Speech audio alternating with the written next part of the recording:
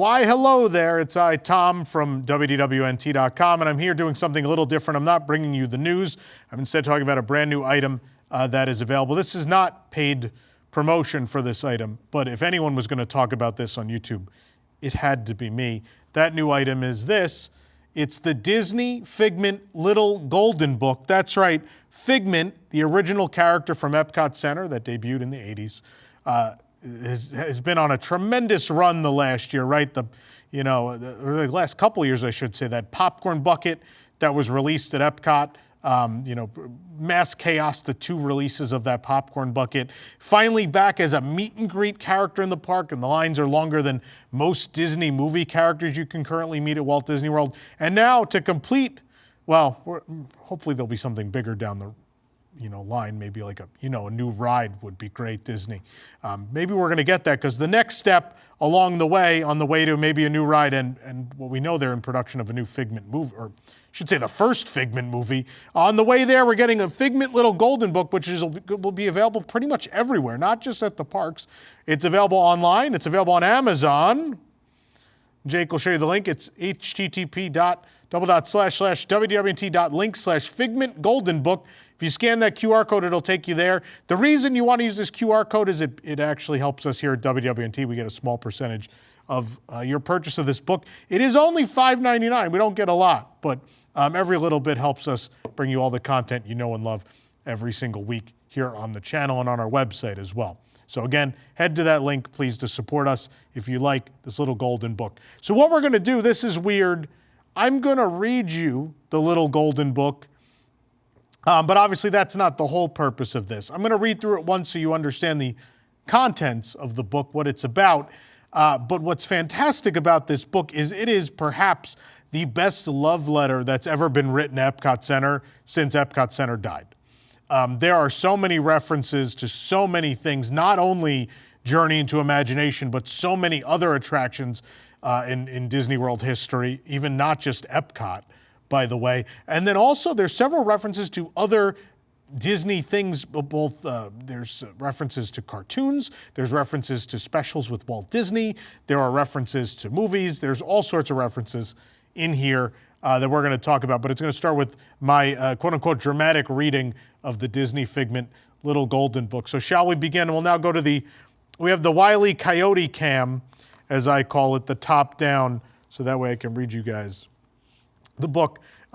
First, just look at the cover. This is adorable. He looks great. Figment looks so great. But again, we're not going to comment on things this time around. I'm going to read it to you, and then I'll go page by page, and we'll talk about all the things you should realize or recognize or know about as you go through this book. So here we go. I will warn you, I'm not destroying the spine of my book, so I'll do my best to hold the pages open so you can see them.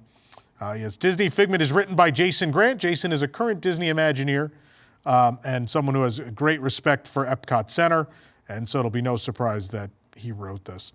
It's inspired mostly by the lyrics to One Little Spark, which was written by Richard M. Sherman and Robert B. Sherman, and if you're a Disney fan and don't know who those people are, you got some serious homework to do. Of course, they are legendary songwriters for the Walt Disney Company, worked with Walt Disney on Mary Poppins, but also if you're a Parks fan, so many of the Parks things you love, like Walt Disney's Enchanted Tiki Room, the Carousel of Progress, and of course, in Epcot Center, they wrote One Little Spark for Journey into Imagination. It's illustrated by Scott Tilley, Nick Balian, and Jason Grant. Special thanks to Tom Morris. Of course, Tom Morris, an Imagineer who worked with Tony Baxter on the original Journey into Imagination. Also special thanks to Shiho Tilley and Winnie Ho. And it's a golden book. Let us begin. This is one of the weirdest things I've ever done, but also kind of one of the coolest things I've ever done. Look at this. Oh, hello. I am the Dream Finder. I search the universe looking for new ideas, anything that sparks the imagination, and you never know what kind of figment you may come up with. Would you like to meet my favorite? I got to sing this part. He's got 2 tiny wings, eyes big and yellow, horns of a steer, but a lovable fellow. From head to tail, he's royal purple pigment, and there, voila, you've got a figment. Dream Finder, I'm just right, says Figment. You just need a dash of childish delight. Are you ready to dream and create, Figment? I am, but how do we start? Don't worry, Figment. All we need is one little spark. One little spark, let's go, says Figment. You got to tell the purple text is Figment, the orange text is Dreamfinder speaking. I know, my voice range is so great, you could tell the different characters. One little spark of inspiration is at the heart of all creation, right at the start of everything that's new. One little spark lights up for you. Look, Dreamfinder, my first spark. I'll put that in the idea bag. That's marvelous. Now let's find more sparks so our imagination can take flight. Jumping into art will be a great place to start. What makes your eyes happy can put a smile in your heart. Let's mix red and gold from autumn flowers, purple and blue from twilight hours. Green summer hills and rainbows play a part. A painter's brush, a work of art. With splashes of paint and colors all around, when we draw and paint, new ideas are found. Wow, wow, wow, what's all this? You'll discover amazing adventures in a book. Dive right in and take a look. It's going to be all rhyming, I guess. Dreamfinder, words are like pictures you read, and pictures are like words you can see. That's right, Figment, and with so many books, there are endless stories for you and me. Now, Figment, we're going to leave the page, turn up the lights, and hit the stage. Some happy songs, some snappy dances, costumes and sets, spoofs and romances, with laughs and tears and footlights all aglow. The sparks ignite a brand new show. We break into the song a lot. Hey, Dreamfinder, now what am I hearing? Music and notes, with songs in your ear. When dancing and singing, the sparks just appear. Now, Figment, what about science? I see rockets soaring towards outer space. With your imagination, you can visit any place.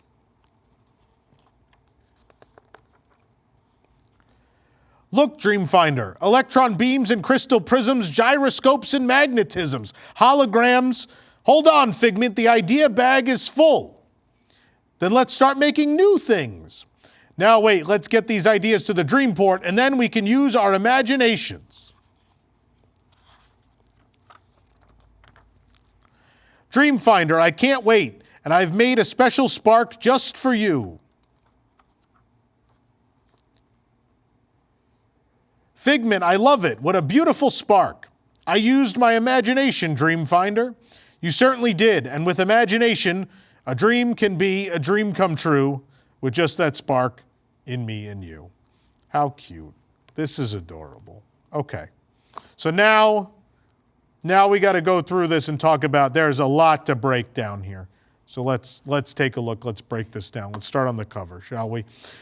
So first of all, I am shocked that in 2024 I am sitting here and there is a book that is solely based on the original 1983 version of Journey into Imagination. A little background on me. When I started going to Disney, there were two attractions that I always wanted to do over and over, and I forced my parents to do over and over. At Magic Kingdom, it was Tiki Room. At Epcot, it was Figment. Mom, I want to go on Figment. And we would have to go on Figment several times a day. It's my favorite. It might be the reason I'm here today. Maybe I wouldn't be here if it wasn't for this original ride. But this is a tremendous love letter. Of course, the Dreamfinder in the Dreammobile up at the top, and he is collecting the sparks. So you see those two little stars there. Those are the sparks. So you would see very early in the ride, essentially the first scene after the big mural would be this animated little vignette of the shadow or the silhouette of the Dreammobile going by and sucking up these sparks into the idea bag, right? And that's captured here with the sky, the clouds even look just as they did then. And these will look familiar if you go to Epcot today. If you're not familiar with the original ride, if you go to the Figment meet and greet that's there now, those clouds will look awfully familiar. And for those of us that saw the original attraction, that is something that is burned into our memory. in the background here, these are a number of things that used to show in the, so the next scene after that projection would be the most incredible scene. It was this scene where your Omnimover vehicle kept moving, but Dreamfinder animatronic form in the blimp followed you, moving at the same speed, this giant animatronic blimp. And if that wasn't enough, there were a bunch of projections on the sky in the background behind him. And so it would be the things, as they mentioned them, as they talked about the arts and science and all these things that they were going to go see throughout the ride, they'd be projected on the background. Those are represented here with the little stars. And we see a music note and the prisms and the representation of the theater. That's all there. These color swirls are very reminiscent of what the mural inside used to look like. There was a load area mural. It was very colorful. A name we're going to talk about a lot today is Walter Paraguay. Walter Paraguay was an Imagineer who a lot of inspiration was taken in the original Journey to Imagination. He had a very distinct art style, and it was present throughout. You can still see a little bit of that today. If you go look, if you look where the staircase is going up to the Disney Vacation Club Lounge, if you go around the corner, look at the elevator shaft, look above the elevator shaft, there are these interesting sort of swirls and shapes carved into there, and you'll see it's a little bit of this. It's very reminiscent. Again, the inspiration of Walter Paraguay, who we'll talk about a lot as we go through this book. This also looks just like the original concept art for the building, for the Imagination Pavilion. Looks like it leapt off the concept art onto the cover of this book. Figment's holding a paintbrush which has the logo of the Imagination Pavilion. There, you're going to see that logo a lot in this book. That's just the first time you're going to see it. Also, Figment is written out very much the way it would be on his sweater back in the day in the original version of the attraction, or on the merchandise and things like that. So a lot going on here. And he is wearing his beautiful, beautiful sweater on the cover as well. He looks great. All right. That's the cover. That'll tell you how much we have to talk about here. Okay. So here we have something I'm sure you all are aware of, the jumping fountains that are outside of the Imagination Pavilion. They are original to the pavilion. They are older than the ride. The ride was so complicated that it was delayed. It did not open with the park on October 1st of 1982. It opened on March 5th of 1983. Several reasons. Number one, that scene I just talked about, the turntable where the ship would follow you at the same speed, incredibly complicated. The other real complicated part, there were supposed to be roller coaster portions. So portions of the ride where your vehicle went down sort of a big incline, that was supposed to be a part where you traveled at sort of a slight roller coaster speed. The car would speed up and sort of drop down. There'd be drops on an Omnimover ride, which had never been done before. That didn't work, and so when the ride opened, all of it was at the same speed. And some of those portions are still there today. You just go down them very slowly. So when you go to the, I hate to knock the current version, but the current version is not nearly as good as the original. As you go through that stupid eye test scene, I'm going to call it the stupid eye test scene. You go down a hill. That was meant to be one of those little drops.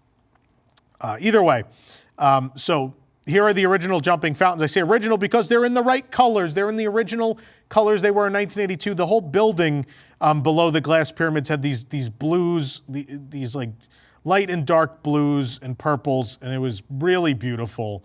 The orange and red, I'm not a fan. Look how good this looks here. Disney, break out the paint. Come on, make this happen. Figment's enjoying the fountains with his umbrella. So here we are in that turntable scene. This was following at the same speed. You see the E equals MC squared, the planet, the music note. That was all projected with lasers back then. Like, projection technology was not what it was today in 1983. But this was super impressive for the time. Sort of like that graph paper almost displayed behind him. That was all there. That was all there in the ride. And it's brought back to life here. But this was the scene. This is pretty much what it looked like. You couldn't see past the sort of the mid-level of the big blimp balloon. It was kind of in the darkness above you. But this is what the ship looked like. In painstaking detail, it has been recaptured here. Every little detail looks to be here. It's magnificent. The other thing that's happening here is there are a lot of lines from the attraction, some of them slightly altered, and then a lot of lyrics from the original One Little Spark are written in this book as well. Oh, hello, I am the dream finder. I search the universe looking for, there's a lot more to this, right? But this is the opening lines of the attraction. I search the universe looking for ideas, anything that could spark the imagination. But, you know, not verbatim, but a lot of the original dialogue is here. And of course, here's the song that creates Figment, the two tiny wings, eyes big and yellow, horns of a steer. And he comes out of this pot. This is what happened. This pot on the back of the blimp pops open and Figment emerges for the first time. You get to meet him. And he has this childlike wonder, right? He's just been introduced to the world. And Figment allows you to see the imagination through the eyes of a child. Everything is new and wonderful. And it's a big departure. It's the number one complaint people have who grew up with the original ride versus the current version. Is now Figment is this mischievous kind of brat. Back then he was this wide-eyed, you know, inquisitive kid. And it was such a charming character, and the Dreamfinder would, you know, whimsically introduce him to the world through the imagination. So yeah, the idea bag is full. When it's full, Figment pops out of the pot. There's a hidden Mickey there on the gauges too. It's a lot of fun. Let's see what else. And you see that plaid, who can forget that plaid bag? There it is in the background there, and there it is again. It appears a lot. Figment's standing on it even at this point. So on these pages, there is a lot to talk about. A lot to talk about. Let's go back to Walter Paraguay for a moment. A pavilion that maybe even slightly has more inspiration from Walter Paraguay's art is The Land. This is very much the art that you would have seen in the original Listen to the Land. The Symphony of the Seed, very much Paraguay's art style. Today, if you go look at those, what are the ADA compliance elevators on the left side of the building, in those elevator lobbies on the left side, on both the upstairs and the downstairs, there is Walter Paraguay inspired art on the wall there you can enjoy. The mural outside of The Land, the tile mural, very much in the style of Walter Paraguay. But you see it here. It's really captured really well here. The seeds and the growth and all of that straight out of the original version of The Land. And we're going to see a little more 80s Epcot over here as well. Certainly there are some things that are just drawing inspiration from the Figment attraction as it existed then. But here's a reference to Figment's creator. That mask is definitely Tony Baxter. That's Tony's mustache. It's Tony's hair. A little bit of Tony's face. It's Tony Baxter. If you know the old Walt Disney Sunday night TV shows, the ones that focused on the space program, Man in Space and those, this is definitely the rocket from those. And it's taking off from a planet, blasting into space, representing the sciences. Of course, we have the arts below. But there's a singer on stage of note here. It's Mr. Dairy Goods. Mr. Dairy Goods was a singer in the Kitchen Cabaret, which was also in the Land Pavilion. And there he is, singing once more. He was also in Food Rocks as part of the, they were called the Refrigerator Police, where he donned some hip sunglasses and sang a very different song. Yeah. So, but a lot going on here. Let's move on to the next page. We're going to start to enter the arts. So this is reminiscent of the first scene in the arts sequence of the original attraction. The Dreamfinder would hold this big paintbrush and he would paint this gorgeous glass mural that would be all illuminated. If you have not seen the original attraction, Martin's Vid's tribute video is the way to go to see all of it in painstaking detail. But it's such a gorgeous scene, and it's represented nicely here. This fish here is definitely a reference to something. I don't know if it's supposed to be. It's kind of in that older Disney art style. It looks a little bit like Merlin and Arthur when they're fishing Sword in the Stone. Maybe it's supposed to be Beautiful Briny from Bedknobs and Broomsticks, but something's going on there. I wouldn't be surprised if the goose is a reference too, but I couldn't figure out which one it was. If you know in the comments, let me know. But I sure as hell know who the bird is up in the tree. That's the little orange bird who also has his own little golden book as well, which I highly recommend. Of course, the little orange bird introduced in the 70s at Walt Disney World. As part of a deal with the Florida citrus growers, sponsorship in Adventureland, the introduction of the citrus swirl. The little orange bird lived in the Sunshine Tree at the Sunshine Tree Terrace, which eventually became Aloha Isle in later years. And then, And then they moved to Sunshine Tree to where the Aloha Isle was. It's very confusing. We're not going to break this down now. But nonetheless, the little orange bird is there. Someday I got to tell this story. I have a weird connection to the return of the orange bird. We'll talk about that someday when we talk more about orange bird. But yeah, Figment looks like he's picking up flowers and pouring them in, and he's creating like a rainbow. Yeah, for Dreamfinder to paint with. Okay, I'm going to lose it on these 2 pages. If there were ever 2 pages adjacent in a book that ever summarized me as a human being, here they are. We're going to start on the left side. Again, that Walter Paraguay art style. There was where that the reason I call it the stupid eye test is because where that eye test scene is, that little island that the vehicles sort of do a curve around, is where my favorite part of the original Journey into Imagination was. It was in the art scene. It was this beautiful paper art animal carousel that has haunted me my entire life. They were so cool. The whole scene was done in white, and it all looked like it was paper art. And then they shot light onto all of it, and it had to be one of the most beautiful things I've ever seen in my life. I will never forget it, and it's burned into my memory.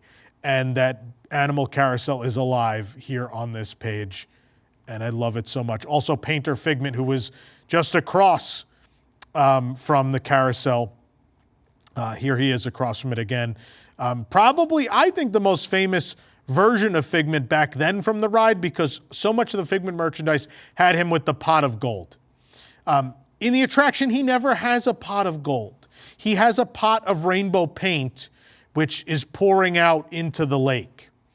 For the merchandise sake, the reason I think it became a pot of gold was they sold a bank, and the bank let you put your money in the pot of gold. But that being said, this is the origin of that little painter, little artist Figment, and there all those colorful prisms are there as well. The next page, this is Jason Grant had to be involved in this. It's got him written all over, and he can tell me if it's not. But this is unbelievable. Not only did we get a Figment little golden book, but it also features 20,000 Leagues Under the Sea, and at the same time references the Living Seas Pavilion at Epcot Center. So that is absolutely the Nautilus from 20K being attacked by a very happy squid, kind of more of an octopus in this case, but there's a happy squid wrapped around the Nautilus. Figment is in a diving suit where his belt buckle is the Imagination Pavilion logo. The book beneath him is the schematic of the Nautilus. So a lot of people, you might just think, oh, okay, so like Figment, it's Figment, taking adventures in books. Of course, 20,000 Leagues Under the Sea, a very famous novel. But there are so many more connections here than the fact that this is the literature section of the ride. 20K was not in the ride, by the way. That was not a thing. So this is specifically the ride from Magic Kingdom.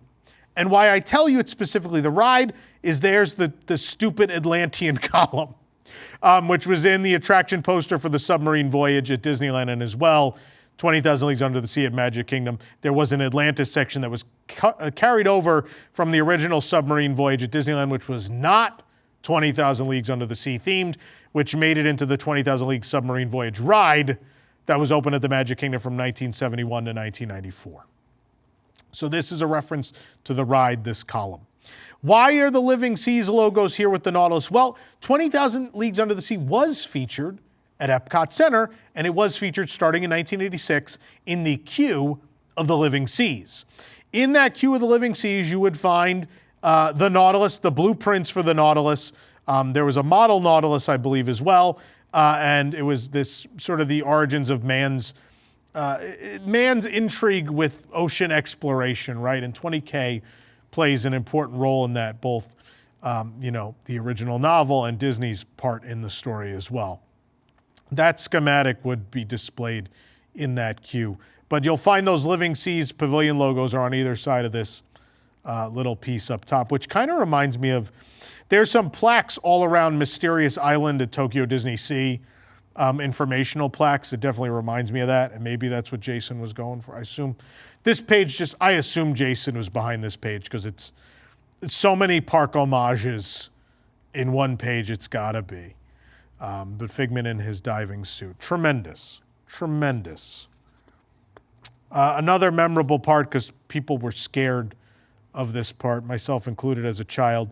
The literature part turns into the scary part where Dreamfinder is typing words on this big keyboard, and they're emerging from the top of this A volcano. And underneath you see the word avalanche written out. What was cool in the ride was the letters would do whatever they said. So it's the word avalanche. It would appear as if it's about to fall on you, right? Sway and shake, the letters would sway and shake. And there was much more of that as well. There's a book of nightmares. There is the monster book. The monster book is important because Figment would appear in this part of the ride trying to hold the monster book shut. Figment did not want the monsters to get out of the scary book. There are some monsters popping out of the top here. There is an animated portion in this segment that is, as a child, horrifying. The animation style is kind of Tim Burton-y a little bit. It's real creepy, and yeah, take a look at it. You get a chance. But there's also Tales of Terror, Cat and Bat. Why is there a book that says Cat and Bat? Because there was another Figment here where he was holding letter blocks. And at one point, he would be holding the three letters that say cat. And on the moon, you would see the silhouette of a cat, which is there on the cover of the book. The B would then turn, the block would turn over and reveal the word bat instead, and the projection would turn to a bat on the moon instead. Another memorable part of the attraction. Oh, look at this. I didn't even see this the first time. This is another part that would appear, the shadow of the raven. Quote the raven nevermore, and there it is. Again, every little detail, man, of the original ride. Skeleton Dance is there. I was just about to say, Skeleton Dance hidden underneath at the bottom as well. So much love in every page of this book. I'm mesmerized. Mesmerized by that. I can't believe this exists in 2024. All right, now we're going, the second part of the arts would focus on the theater, right? Shows, performances, acting, etc. And we have that part of the song, some happy songs, some snappy dances, costumes and sets, spoofs and romances. The Dreamfinder, at this part of the ride, the Dreamfinder would conduct not Figment on stage, he would conduct a laser orchestra, if you would. There would be these, and again, this is cutting edge at the time, there would be these laser shapes on the wall that would come closer and then vanish, and the Dreamfinder would be conducting them. Figment did not appear in this costume in the ride. This was not, he had a tuxedo and he was getting ready to go on stage. The Magic Eye Theater is the name of the theater next door to Journey into Imagination, part of the Imagination Pavilion. Magic Eye Theater, of course, originally home to Magic Journey starting in 1982. In 1986, it became home to Captain EO. In 1994, home to Honey, I Shrunk the Audience. Captain EO, of course, came back. Now that theater is home to the Disney Pixar Short Film Festival. The Imagination Pavilion logo again appearing at the top there. There's a hidden Mickey on the corner of the stage. Trying to see if there's anything else worth mentioning. There's a bunch of guests here watching the show. I assume they're probably people that the artist knew, but I don't know who they are. So we'll move on. So this is closer to that scene. Dreamfinder is conducting, but in this case, Figment is the orchestra and is playing all these different instruments. Now, what about science? At this point, he would say this exactly. He would say, what about science? And it would echo, a real haunting part of the ride. And this is the scene you would come into and you'd make a full circle around Dreamfinder there'd be a bunch of projections on the wall around him. You see they're kind of emulating that there with the space projection in the background. But he was on this weird device that had the globe behind him, and he'd be spinning this crank like this to make the scenes change, supposedly. But that's exactly what that scene looked like. Of course, you could not have a Figment offering without Figment in the spacesuit, which I think over the years has become the most ubiquitous Figment. People love Figment in the spacesuit, and it's one of the ones that came back when they redid the ride in 2002 to the current version. I see rockets soaring towards outer space, and that would be a part of the dialogue too. Imagine yourself in an infinite place, I believe is what it would say. Maybe I'm wrong.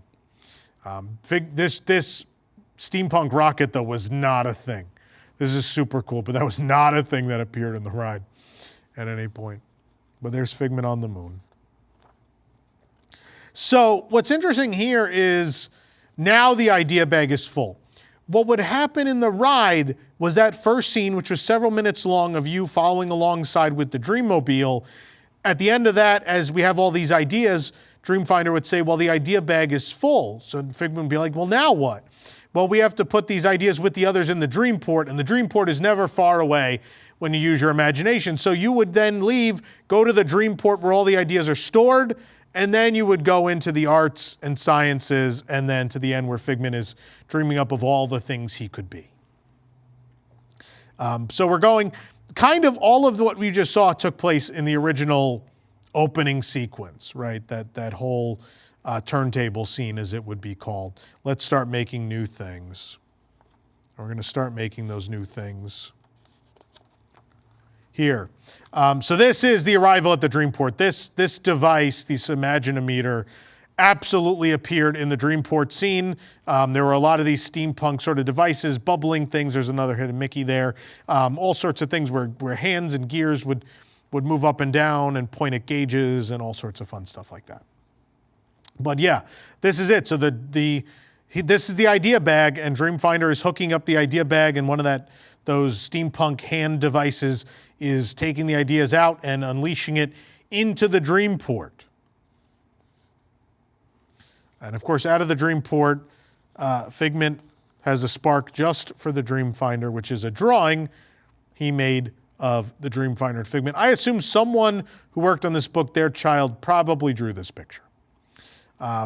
Yeah, so it's Dreamfinder and Figment. He drew a nice, cute picture. There's two little hearts there. I don't need to tell you what's going on in the background here, folks. You know, they're in the Rainbow Tunnel, which was an extraordinarily memorable part of the ImageWorks experience, which was upstairs where the DVC Lounge now is. You'd go through this Rainbow Tunnel. It was really, really cool. The colors would seem to follow you and change as you walk through. Another thing that is a childhood memory many of us will never, never forget. There is a nice little additional reference here that you might miss, and it's this text box. There's a bunch of hexagons in this text box, and the reason for that is an homage to another offering at the ImageWorks. That is the shape of the stepping tones, right?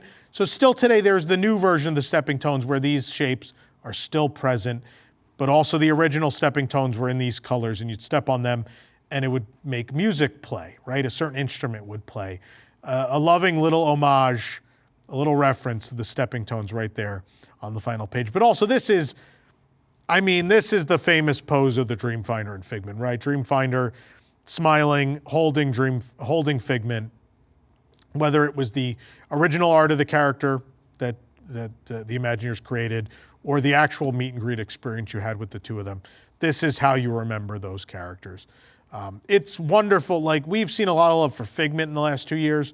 To see the Dreamfinder actually be a part of the book is amazing, because he has not been really present, and it's been questionable as to if he will get to be present in any further life of the character. I certainly hope in both the movie and if there is a new attraction, he gets to come back to life. I think that'd be great. Well, thank you for watching along with our read through the little golden book and all these little hidden things. Do you think I missed something? Let me know in the comments. Maybe I missed something just on my first read through. Maybe there's a reference to something I'm missing in the book. But Here's the link again if you want to go pick it up again this way. If you're going to buy it on Amazon anyway, you know, and you enjoyed the video, help us out here by using the QR code below. We get a nice little percentage of each book sale, and then you get the book and you get to enjoy this at home. I highly recommend this. This is a wonderful thing, and if you love the character, even if you didn't get to experience the original attraction, you love the character, this is the best way to support the character's future existence, right? We went out there in droves and bought that popcorn bucket and proved a point. And now we have shown up in droves to meet Figment at his meet and greet. And now we need to show up in droves and buy this $5.99 book. And maybe if we show enough love, we will convince the Walt Disney Company to build a new ride for our beloved Figment. I believe in it. I believe we can do it, and I believe in current management that they will hear us. If you enjoyed the video, please hit the like button and please subscribe for more great content. We do a lot of things other than read little golden books. There's news shows several times a week and lots more. But thank you for watching, and go get your book now. You need it. He needs our support.